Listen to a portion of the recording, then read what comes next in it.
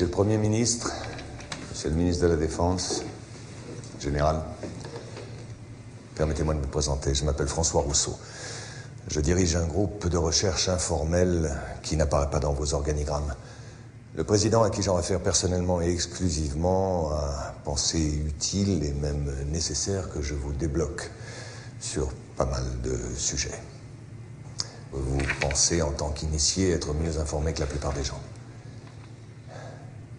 Permettez-moi d'en douter. En ce moment même, il se passe des choses suffisamment graves pour que les informations et les documents que je vous réserve vous soient divulgués. Voilà, une opération de manipulation inégalée à ce jour à l'échelle planétaire est en train de se mettre en place. Ce sera le sujet final de mon intervention. En ce qui concerne notre époque, tout a vraiment démarré juste avant la Seconde Guerre mondiale. Hitler a brisé certains tabous, comme celui d'avoir recours à l'occultisme ou aux sociétés secrètes. L'Ahnenerbe, une organisation nazie assignée entre autres à la recherche archéologique et anthropologique, a trouvé ça au cours d'une expédition en Afghanistan. Cet objet volant est appelé Vimana ou Astra par les hindous. D'ailleurs, au cours d'une exploration des sous-sols par les Russes et les Chinois en 1927, des traces d'explosions nucléaires très anciennes ont été décelées. Certaines couches sédimentaires ont été vitrifiées atomiquement il y a 50 000 ans. On peut constater le même phénomène autour de sites de tests nucléaires actuels. Vous devez comprendre qu'Hitler, par ses découvertes, qu'il prend très au sérieux, va ouvrir une boîte de Pandore qu'aucun gouvernement, ami ou ennemi, ne souhaitera refermer par la suite. Derrière l'histoire tragique que nous connaissons tous, une théorie basée sur l'existence de 4 lunes, associées aux 4 cycles géologiques. D'après Orbiger, le maître à penser de cette théorie, la Terre aurait subi 4 extinctions semi-globales de la vie dues à la chute d'une de ces lunes. Effectivement, au fur et à mesure du rapprochement du satellite, la gravité s'était modifiée et avait engendré des mutations profondes au niveau génétique. C'est-à-dire qu'elle avait créé une race de géants extrêmement intelligente dont la taille avoisinait les 3 ou 4 mètres. Quelques dizaines de milliers d'années plus tard, la Lune s'écrase. L'impact provoque une sérieuse élévation des mers et un hiver global de type nucléaire. Cette race de géants va disparaître en raison d'une gravité terrestre devenue trop forte et très incapacitante en raison de leur taille hors du commun. Hitler a été initié à ces doctrines et les prises de contact avec le Tibet notamment ont été nombreuses et régulières. Les nazis cherchaient le contact avec les survivants d'anciennes civilisations détentrices de technologies anciennes, comme les Vimana décrits précédemment. Une de ces civilisations a essaimé tout autour de la planète plus de 600 pyramides de pierre, de terre, voire de fer. Ces pyramides sont presque toutes orientées de la même manière, ont toutes des proportions issues du nombre pi et sont toutes situées sur des nœuds magnéto-telluriques. Les plus vieilles sont en Asie. 2 d'entre elles sont immergées, une au sud du Japon à Okinawa, une autre au sud de Cuba. Les 2 ont été construites il y a environ 12 000 ans. Si j'ai commencé par ces petits rappels archéologiques, c'est que notre civilisation est la 4e du cycle que je vous ai décrit précédemment. Oui, je sais, ça peut vexer notre orgueil, nous ne sommes ni les premiers, ni les derniers. Vous comprenez alors que l'étude et la compréhension des quelques prototypes récupérés étaient la priorité absolue, afin d'assurer aux nazis la domination du ciel, alors que les Alliés misaient sur la maîtrise de l'atome et la fabrication des premières bombes nucléaires. Ces bases secrètes abritaient toutes des recherches supervisées par les nazis. Dans l'une de ces bases travaillait Victor Schauberger, le père des ovnis nazis.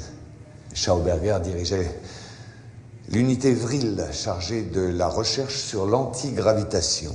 Il est mort en 1958 au Texas, alors qu'il travaillait sous la protection des États-Unis à l'amélioration de ses propres soucoupes volantes devenues depuis américaines.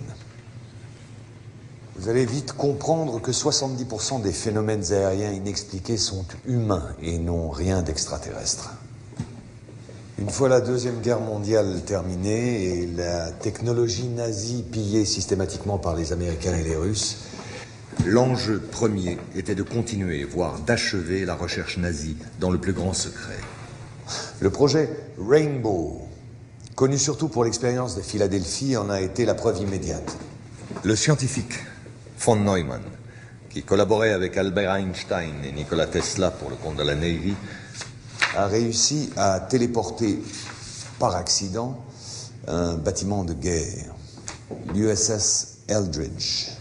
Ces photos, fournies par Maurice K. Jessup avant sa mort suspecte, sont les rares témoignages de cette expérience unique en son genre. À la même période, les premiers essais de prototypes à technologie indo-aryenne ne passaient pas inaperçus. Les militaires devaient trouver une parade plus efficace que la mise au secret. C'est à peu près à la même période que Kenneth Arnold, pilote de l'US Air Force et agent de la CIA, lance la plus grande opération de manipulation sur l'existence des ovnis. Faire croire au peuple que cela n'existait pas n'était pas la bonne solution, n'était pas suffisant. Discréditer et effrayer la population par une désinformation systématique était beaucoup plus efficace. L'OVNI et le para-humain appartiennent désormais au cinéma, à la télévision et à la paranoïa collective, et non pas aux scientifiques, comme cela aurait dû être le cas. En mai 1947, les services secrets américains découvrent l'existence d'un ancien ovni terrestre craché sur les monts Altaï, à la frontière russo-mongole, récupéré secrètement par les Russes. À ce moment-là, la tension entre les deux blocs monte d'un sérieux cran. La découverte a été de taille, et pour ne pas perdre la face, le Pentagone allié à la CIA ont décidé de mentir et de monter un gros coup de bluff. Et font croire aux Russes et au monde entier qu'eux aussi ont récupéré un ovni à Roswell en juillet 1947. Bien entendu, il n'en était rien. Mais le coup de bluff avait réussi. En février 1949, juste après la fausse affaire de Roswell, un ovni est photographié et filmé en Antarctique. C'est la première photo de ce type d'objet en forme de cigare. D'autres apparitions vont alors se succéder par vagues cycliques. Au même moment, les programmes Apollo, sous la direction de Wernher von Braun, battaient leur plein. Et celui-ci n'accueillit pas favorablement les demandes d'expériences paranormales qui ont pourtant eu lieu pendant certaines missions Apollo. Ceci est la dernière expérience connue sur l'amplification psychique et télépathique ainsi que sur la détection de particules psytrons émises par le yogi vers la capsule Apollo. Mais ces tests ont tous été éclipsés par l'apparition systématique d'objets volants non identifiés autour des vols orbitaux et la découverte de traces de civilisation sur la Lune.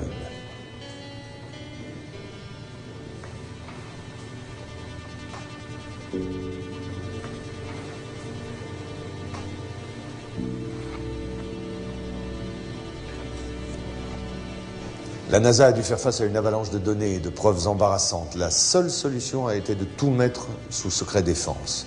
En 1961, la directive JASON met en place un service spécial de retouche d'images. Le but est d'effacer toute trace de civilisation ou de ruines sur la Lune, concernant bien évidemment seulement les clichés à destination du grand public et de la presse. Au mois de juin 1965 est apparu ça sur un relevé satellite dans la zone des îles de la Déception, au sud de l'Argentine. Les Russes ont tenté de saborder l'opération de renflouage sans y parvenir, malgré la violence de l'affrontement. L'objet volant a finalement été ramené sur la base d'Edwards, en Californie. Et 10 ans plus tard, le premier drone antigravitationnel à propulsion magnéto-hydrodynamique, ou MHD, a fait son premier vol d'essai dans le désert environnant la base d'Edwards. Et pas mal de prototypes ont vu le jour.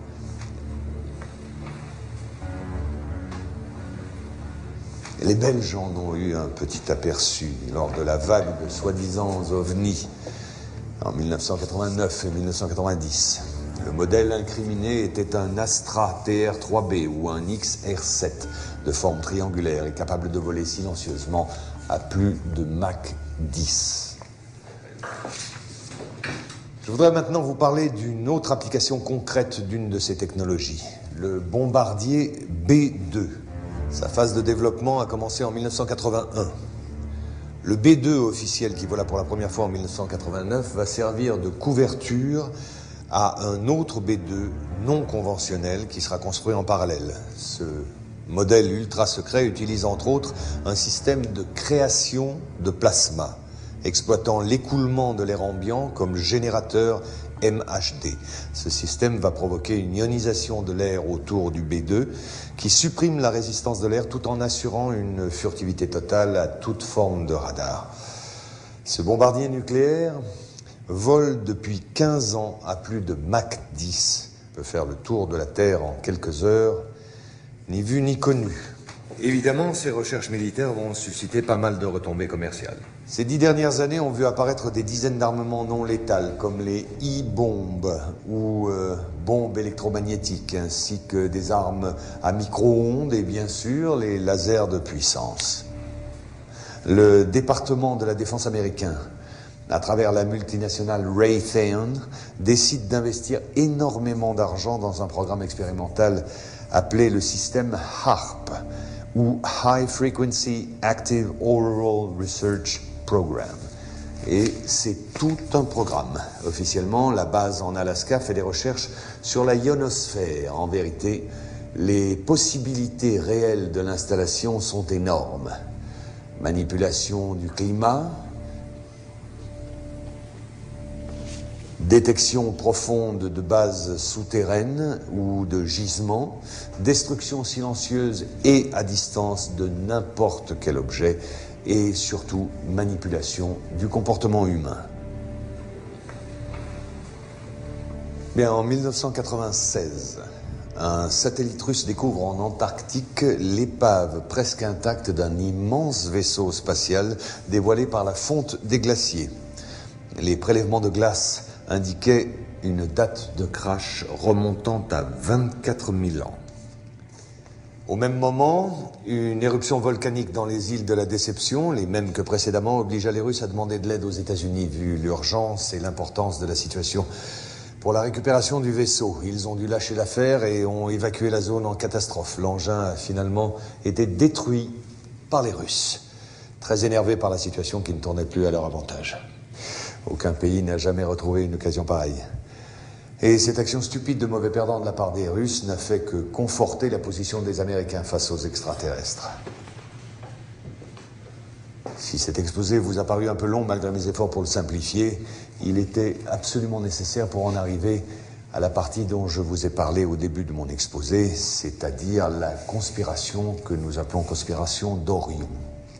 Notre groupe de recherche est persuadé que des ovnis construits par les Américains ou les Russes seront utilisés pour étayer le canular d'une attaque de la Terre d'origine extraterrestre. Les médias se chargeant du reste, bien entendu. La raison ? Une fois la menace du terrorisme international dissipée, l'économie de guerre des grandes puissances, États-Unis en tête, aura besoin d'un nouvel ennemi pour prospérer. La guerre sur Terre sera remplacée par une guerre spatiale contre un ennemi venu de l'espace. Messieurs, je vous remercie. Un dossier complet vous sera fourni à la sortie. Quant à moi, je vous reverrai bientôt pour un second update sur un tout autre sujet. Messieurs.